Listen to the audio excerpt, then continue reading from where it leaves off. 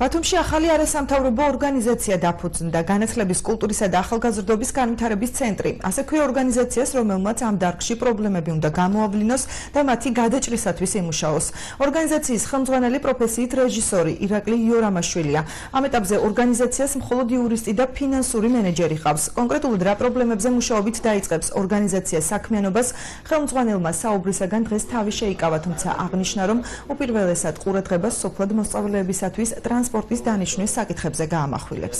შეჩერებული არის.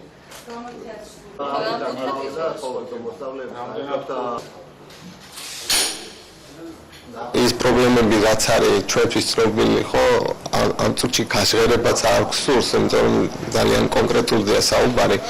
ამიტომ მე ზოგადად მინდა უბრალოდ თქვა, რომ ეს ორგანიზაცია ითვალისწინებს იმ პრობლემებს, რაც არსებობს, მოძიებას და მათ აღმოხრას და სათანადოდ შესწავლას, რათა საზოგადოებას გავაცნოთ თუ რა პრობლემის წინაშე დგანათ დღეს განათლება, კულტურა და ახალგაზრდები.